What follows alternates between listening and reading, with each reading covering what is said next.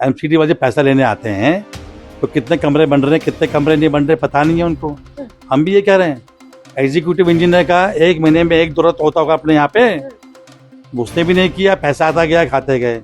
ये एक झूठ और जो आप पे निराधार आरोप है केसर नेगी जी को बलि का बकरा बना के करा जा रहा है। ये भ्रष्टाचार की भेंट चढ़े और ये सारा का सारा जिम्मेदारी ना दिल्ली पुलिस को डालनी चाहिए थी होटल मालिक के ऊपर। जो उस होटल का मालिक है उसके साथ में एमसीडी के चीफ इंजीनियर के ऊपर भी डालो। आप जिम्मेदारी लोगे तो भविष्य में अच्छा काम कर पाओगे। नहीं तो केसर नेगी जी जैसे गरीब मजलूम और बेसहारा लोग ही फंसेंगे। वो तो बचाने वाले हैं, अगर वो बचाते नहीं, एमसीबी बंद नहीं करते, बिजली के स्विच को बंद नहीं करते तो वहाँ पे लोग बिजली के करंट से मरते। तो जानकारी होती है, जब उसके एमएलए की जानकारी में चीज आ चुकी है यहाँ पे गलत काम हो रहा है तो क्यों उस एमएलए ने उसको नहीं तुड़वाया। सटीक खबरों का सीधा असर। आप देख रहे हैं एनसीआर समाचार, सच्ची और पक्की खबरें। नमस्कार, मैं साहिबा और आप सभी का स्वागत है एनसीआर समाचार में। दिल्ली के मालवीय नगर अग्निकांड जिसे लोग भूल ही नहीं पा रहे हैं। 22 जिंदगियां जो किसी की भेंट चढ़ गई। किसी की इसलिए बोल रही हूं क्योंकि किसी एक व्यक्ति का नाम सामने नहीं आ रहा है। मालिक को हिरासत में लिया गया, मालिक ने कुक के ऊपर डाल दिया, लेकिन पूरा मामला क्या है ये कुक के वकील ही बता पाएंगे। जिस तरीके से भीषण आग लगी, 6 कमरों को 24 कमरे में तब्दील कर दिया गया और उसके बाद सारी जिम्मेदारी जो है कुक पर डाल दी गई। अब क्या पूरा मामला है और कुक के परिवार क्या कहता है या फिर पुलिस प्रशासन का इसमें क्या एक्शन है, ये सिर्फ केसर नेगी के वकील ही बता पाएंगे। नमस्कार जी सर, मैं आपसे एक सवाल करना चाहती हूँ। पहले केसर नेगी के आप वकील हैं? हम केसर नेगी के परिवार के हिस्सा हैं। वो उत्तराखंडी हैं, हम भी उत्तराखंडी हैं। हम उनके घर गए थे बकायदा मिलने के लिए। उनकी धर्मपत्नी से हमारी बात हुई है और एक हमारे सीनियर हैं जो हमारे, वो उसको अभी वहाँ इस समय लड़ रहे हैं। बाकी डॉक्यूमेंटेशन आ गई हमारे पास में, एफआईआर आ गई है, अरेस्ट ग्राउंड आ गए हैं, तो we will be conducting all this things in front of that. अब जहाँ तक केसर नेगी जी की इन्वॉल्वमेंट की बात है, केसर नेगी जी की इन्वॉल्वमेंट इस पूरे केस में जीरोवाइज्ड है। कोई इन्वॉल्वमेंट इस केस में उनकी नहीं है। सर, बताया जा रहा है जिस तरीके से स्टोव फटा उसके बाद मेन स्विच बंद किए केसर नेगी ने और फिर वो वापस घर चले गए। मैडम, एक इंडक्शन कुकर था वहाँ पे शायद, जो हमें जानकारी में आया है संज्ञान में। उसमें चूंकि वो कुक थे तो उनका काम था सुबह के समय आके चाय या खाना बनाने का। तो सुबह के समय आके, जैसे हम लोग घर में भी होते हैं तो हमारी वाइफ हुई, बेटियां हुई, वो अपना खाना बनाते हैं या हम उठ के सुबह चाय बनाते हैं। तो ये संज्ञान में आया है कि जो इंडक्शन कुकर था उसमें शॉर्ट सर्किट हुआ, जो इलेक्ट्रिसिटी थी। अगर आप जो कुकर है, कुकर में अगर कभी भी ब्लास्ट होगा, वो ब्लास्ट कभी आग नहीं फैलाएगा। सबसे पहले वो ब्लास्ट जो आदमी उसके पास में खड़ा है ना, उसको मारता है। आप तो रोज काम करते हैं घरों में, तो कुकर तो आपके पास ही है। कुकर फटा तो सबसे पहले कौन मारेगा? जो साथ में है, जो तो कुक है। हाँ। चाहे किसी भी किचन में हो। तो इंडक्शन कुकर जो था उनका, इंडक्शन कुकर, उसमें शॉर्ट सर्किट हुआ। वहां पे इलेक्ट्रिक स्टोव नहीं था वो। इंडक्शन कुकर वही आप चलता तो वही तो इलेक्ट्रिक स्टोव तो होता है। वो क्या होता है? वो इंडक्शन कुकर ही होता है आजकल। ये जो नीचे प्लेट नहीं होती, इंडक्शन प्लेट होती है, उसी को बोलते हैं वो चीज। तो वहां पे जो जानकारी में हमारे आया कि वहां पे एक शॉर्ट सर्किट हुआ।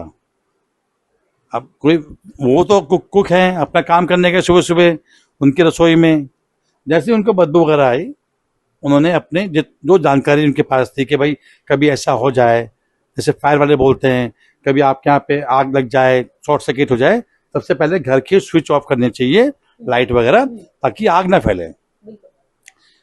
और अगर हो सके जो एमसीबी है उसमें करना चाहिए, डाउन करना चाहिए, ताकि आग ना फैले। उन्होंने वही पालन किया जो आपने सिखाते हैं, जो दिल्ली गवर्नमेंट सिखाती है, स्टेट गवर्नमेंट सिखाती है, इंडिया गवर्नमेंट सिखाती है। अब इन्होंने वहां पे हुआ क्या कि जो आग फैली, अब वो व्यक्ति बाहर आके सेफ्टी के लिए अपना बंद करा, ताकि, और बोला भी, अब वो अकेले व्यक्ति वहां पे थे, लोग भी वहां बहुत सारे थे। अंदर किसी को अवगत किया, जैसे लोग जो वहां पर थे कि आग लग गई है, बाहर निकल जाओ? शॉर्ट सर्किट जब होता है ना मैम, पूरी जानकारी तो अब इसलिए हम आपको डिस्क्लोज नहीं कर सकते, सब जुडिस मामला है, परंतु जब उनकी आग लग गई, आगे बढ़ गई, तो उन्होंने, ऐसा तो है नहीं कि एक कुक के भरोसे ही पूरे 24 मंजिला बिल्डिंग या 22-24 कमरे चल रहे हैं। बिल्कुल। केयर टेकर भी वहां रहे होंगे, बाकी एम्प्लॉय भी रहे होंगे, तो सबने उसको नजरअंदाज किया, या फिर आग बहुत जल्दी फैल जाती है। उस कंडीशन जब आग फैल गई और इलेक्ट्रिसिटी बंद हो गई, तो लिफ्ट जो होती है वो बंद हो जाती है। वहाँ पे लिफ्ट बंद होती नहीं है नॉर्मली वैसे, तो हर लिफ्ट में बिजली जाने के बाद में बैटरी बैकअप होता है। वहाँ पे जो भी मकान मालिक था, होटल मालिक था, उसने ऐसी व्यवस्था नहीं कर रखी थी। साथ में जो कहते हैं कि जो उनका एंट्री और एग्जिट गेट है सब एक ही है, दो, एक इमरजेंसी गेट हमेशा होता है कॉमर्शियल एक्टिविटी जहाँ पे करते हैं। ये पहले भी आपको याद होगा, कालू सराय में भी, वहाँ पे भी एक बार ऐसी एक्सीडेंट हुआ था, बच्चे भी मरे थे शायद उसमें। तो कालू सराय में सारे के सारे इंस्टीट्यूट बंद किए गए थे। वहाँ पे ऐसा ही केस एक पालम में भी हुआ था, उधर भी एग्जिट गेट, इमरजेंसी गेट नहीं था। तो दिल्ली हाई कोर्ट ने बार बार बोला है, आप काम कीजिए बट आप नियमों का पालन कीजिए। सुप्रीम कोर्ट 10 बार बोल चुका, पर ये एमसीडी दिल्ली पुलिस सुनती नहीं है इसके बारे में। दूसरी बात, जब आपके गेट बंद हो जाते हैं, आप उसको मैनुअल तो रखोगे। तो सारे के सारे लोग जब आग भड़क जाती है, अब सबसे पहले तो उनको आग लगनी चाहिए थी ना। सबसे पहले केशव नेगी जी सबसे ऊपर हैं, वहां पे आग लगी, मान लो भागे भी, जो ये पुलिस कहती है, सबसे पहले वही मरना चाहिए था ना जिसके आगे आग लग रही है। परंतु उनको कुछ किसलिए नहीं हुआ, क्योंकि वो सबको बताते चले गए। सुबह से का समय था, लोग सो रहे होंगे, अपने जाग रहे होंगे, जो भी कर रहे होंगे।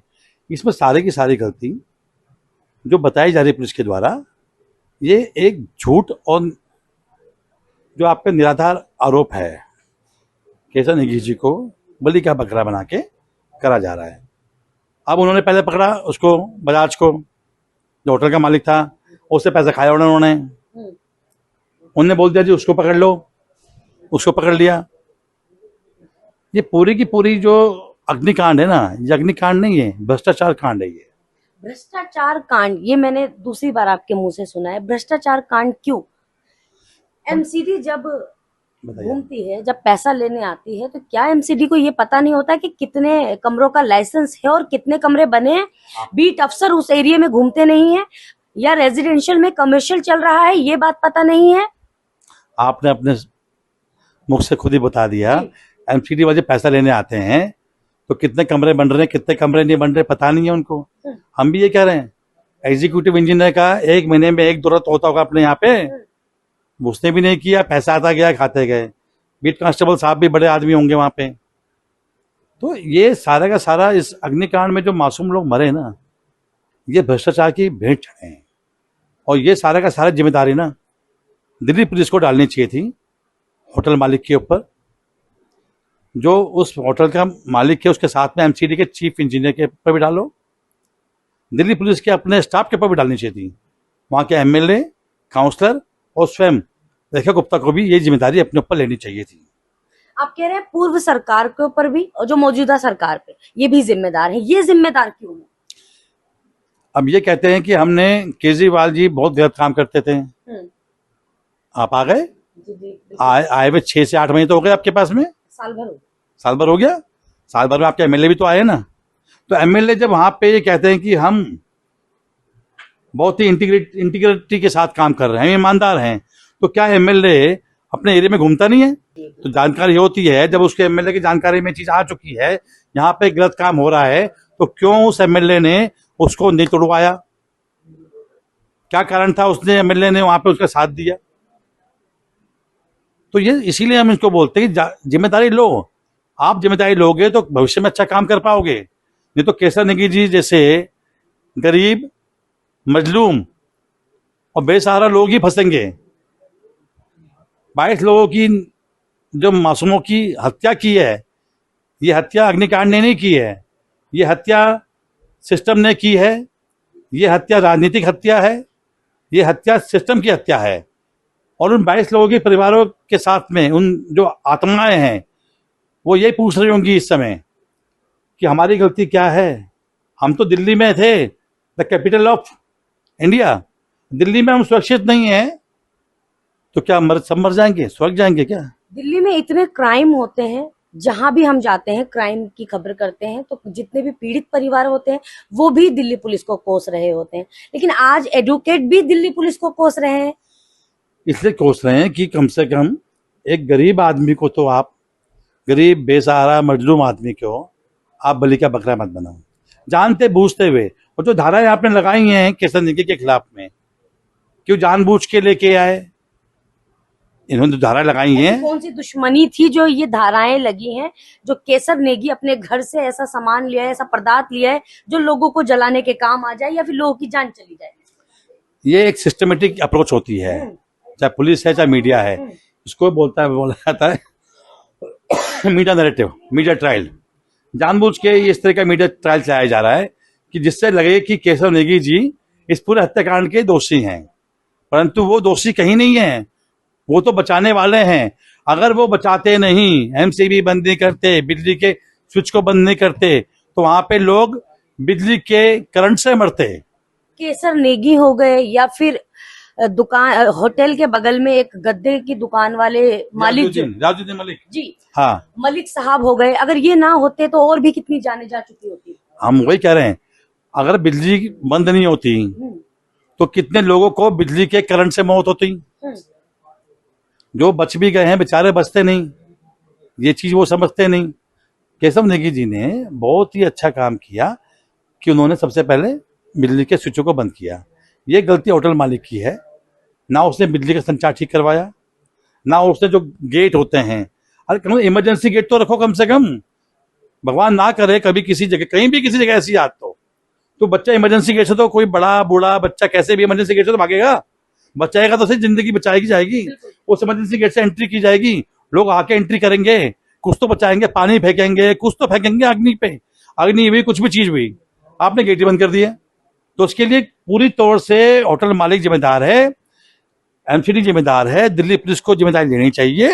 आपने कहा एक चीज और मैंने आपके मुख से सुनी थी कि खराब तारे भी लगा रखी थी, गलत सिस्टमेटिक था, इस वजह से भी आग ज्यादा भड़क गई। मैडम होता क्या है, जब आप बहुत टाइम से काम कर रहे होते हो ना, एक दिन तो हुआ नहीं कि आज ही होटल बनाया, वो होटल तो बहुत टाइम से बना हुआ है। अब किस क्वालिटी की तार आपने लगाई, शॉर्ट सर्किट क्यों होते हैं?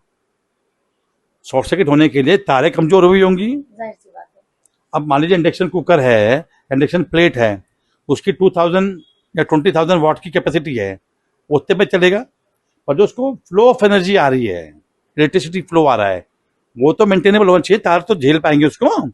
जब तार उसको झेल नहीं पा रही, 10,000 में गल जा रही हैं, वो तो आपस में टकराएंगी, शॉर्ट सर्किट करेंगी। आप पैसे तो कमा रहे हो होटल से, आप जिंदगियों से खेल रहे हो, आप खून के सौदागर बन चुके हो, पैसा आपके लिए बड़ा है, 22 मौतें आपके लिए बड़ी नहीं है। तो आप क्यों ध्यान रखोगे कि तार खराब है? क्यों ध्यान रखोगे कि मुझे बैटरी बैकअप भी करना चाहिए? क्यों ध्यान रखोगे कि 6 कमरों का हमारे को अलाउड है, 24 कमरे बनाने चाहिए, इमरजेंसी गेट होना चाहिए, इमरजेंसी गेट होना चाहिए। आज कई दिल्ली में ऐसे होटल हैं जो अभी भी चल रहे हैं। तो ये गलती किसकी है मैम? हम कहते केजरीवाल ने गलत किया, हटा दिया गवर्नमेंट को। रेखा गुप्ता जी, अब आप आ गए हैं, 1 साल हो गया है, please come forward, do something. आप कह रहे हो जो पूर्व सरकार ने जो गड्ढे खोदे थे, अब मौजूदा सरकार उसको भरे। कम से कम आप गड्ढे नहीं भर सकते, कम से कम जो आपके कंप्लायंसेस हैं उनको तो आप पूरा कीजिए। आपने खुद ही कहा है कि भैया ये काम नहीं होना चाहिए, और फिर आप आंख बंद करके सो गए, हाँ जी क्या हुआ, पैसा आ गया। अरे पैसा ही करना है क्या? मौत के सौदागर बने हुए हैं लोग यहाँ पे। सबसे बड़ी प्रॉब्लम इसी बात की मैम। सर वैसे मैंने 2-3 ऐसे क्राइम हुए और वहां जाकर मैंने ये बात रखी, आज मैं यहाँ पर भी एक बात रखना चाहती हूँ। यहाँ 22 मौतों का सवाल है, क्योंकि 22 जिंदगियां बहुत महत्व है, और कुछ लोग बाहर से भी आए हुए थे जो अपनी जिंदगी और मौत के भी जूझ रहे हैं। सवाल ये है कि उत्तम नगर में एक हत्याकांड होता है होली वाले दिन, उसके बाद जो बवाल फैलता है, जो आज तक वो ठंडा नहीं हुआ है। वहां रेखा गुप्ता 2 से 3 बार पहुंच गई, वहां पर हर दल पहुंच गया, लेकिन यहाँ 22 जिंदगियां चली गई। यहाँ रेखा गुप्ता का क्या रोल होना चाहिए था? क्योंकि वहां जाकर उन्होंने एक अच्छी खासी अमाउंट भी दी तरुण के घर पर, एक गवर्नमेंट जॉब देने का भी वादा किया। तो यहाँ जो 22 जिंदगियां चली गई हैं, तो यहाँ आप लोग क्या मांग रख रहे हैं उनके लिए? जो 22 जिंदगियां गई हैं उसका दुख हर भारतवासी को है। भारत के नागरिक भी हैं और विदेशों के आए हुए हमारे भाई बंधु भी हैं।